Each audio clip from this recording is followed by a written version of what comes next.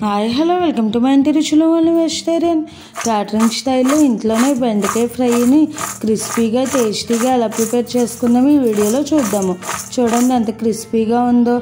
సింపుల్గా టేస్టీగా చాలా క్రిస్పీగా ఈ బెండకాయ ఫ్రైని ప్రిపేర్ చేసుకోవచ్చు. మనం ఏదైనా ఫంక్షన్స్కి వెళ్ళినప్పుడు భోజనాల్లో ఈ బెండకాయ ఫ్రైని పెడుతూ ఉంటారు. చాలా క్రిస్పీగా ఉంటుంది, టేస్టీగా ఉంటుంది. సింపుల్ ప్రాసెస్తో ఈజీగా టేస్టీగా క్రంచీగా ఈ బెండకాయ ఫ్రైని ఎలా ప్రిపేర్ చేసుకుందామో ఇక ఆలస్యం చేయకుండా వీడియోలోకి వెళ్దాము. ముందుగా బెండకాయలను శుభ్రంగా కడిగి తడంతా పోయేంత వరకు ఆరబెట్టుకోవాలి. అప్పుడే మనకు జిగురు ఉండదు. తర్వాత ఇలా అన్నీ కూడా ఈక్వల్ సైజు ఉండేటట్టుగా ఇలా ముక్కలుగా కట్ చేసుకోవాలి. బెండకాయల పైన తడి అంతా పోయేంత వరకు ఆరబెట్టుకుని అప్పుడు కట్ చేసుకుంటే కనుక మనకు బెండకాయలోని జిగురు రాకుండా ఇలా పొడి పొడిగా వస్తాయి. ఇప్పుడు ఇవి పక్కన పెట్టుకుని ఒక మిక్సింగ్ బౌల్ తీసుకుని అందులోకి 1 టీ స్పూన్ వరకు శనగపిండిని వేసుకోవాలి. అలాగే 2 టీ స్పూన్స్ బియ్యపిండిని కూడా వేసుకోవాలి. బియ్యపిండి ప్లేస్లో కావాలి అనుకుంటే కార్న్ఫ్లోర్నైనా కూడా వేసుకోవచ్చు. తర్వాత ఇందులోకి ఒక 1/2 టీ స్పూన్ వరకు ఆమ్చూర్ పౌడర్ని వేసుకోవాలి. తర్వాత టేస్ట్కి సరిపడినంతగా సాల్ట్ వేసుకోవాలి. నేను ఒక 3/4 స్పూన్ వరకు సాల్ట్ని వేసుకున్నాను. అలాగే చిటికెడు పసుపు, తర్వాత 1 టీ స్పూన్ వరకు కారం వేసుకోవాలి. అలాగే ఇందులోకి ఒక 1/2 టీ స్పూన్ వరకు గరం మసాలా కూడా వేసుకుని ఈ పౌడర్స్ అన్నిటినీ కూడా ఒకసారి బాగా మిక్స్ చేసుకోవాలి. కావాలి అనుకుంటే ఫుడ్ కలర్ని వేసుకోవచ్చు. నేనైతే ఫుడ్ కలర్ ఏమీ వేయకుండానే వేస్తున్నాను. ఎందుకంటే ఫుడ్ కలర్ అంత హెల్త్కి మంచిది కాదు కాబట్టి. మనం ఇంట్లోనే చేసుకుంటున్నాం కాబట్టి ఈ ప్రాసెస్లో చేసుకున్నా బాగానే ఉంటుంది. అదే మనకు బయట అయితే ఫుడ్ కలర్ వేసి చేస్తారు కలర్ఫుల్గా కనిపించడం కోసం. ఇప్పుడు ఈ పౌడర్స్ అన్నీ కూడా ఈ బెండకాయ ముక్కలకి పట్టించిన తర్వాత లైట్గా వాటర్ని స్ప్రింకిల్ చేసుకుంటూ ఈ బెండకాయలు అన్నిటికీ కూడా ఈ పౌడర్ని కోట్ చేసుకోవాలి.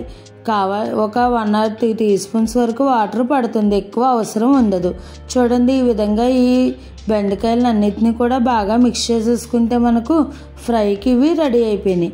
ఇప్పుడు స్టవ్ పై కడాయి పెట్టుకుని డీప్ ఫ్రైకి సరిపడా ఆయిల్ వేసుకుని ఒక 4 or 5 టీ స్పూన్స్ వరకు పల్లీలను ఇలా మనం జాలిగరిటలోకి వేసుకుని ఇలా ఫ్రై చేసుకుంటే కనుక మనకు పల్లీలు ఎక్కువ ఫ్రై అయిపోకుండా ఉంటాయి. అలాగే అన్నీ కూడా ఈక్వల్గా ఫ్రై అవుతాయి.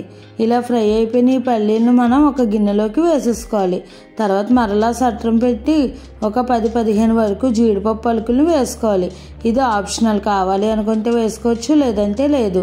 ఇప్పుడు జీడిపప్పును కూడా ఫ్రై చేసుకుని తీసేసుకుని మరలా అదే ప్రాసెస్లో ఒక 5-6 పచ్చిమిర్చిని ఇలా చీలికలుగా కట్ చేసుకుని వేసుకోవాలి.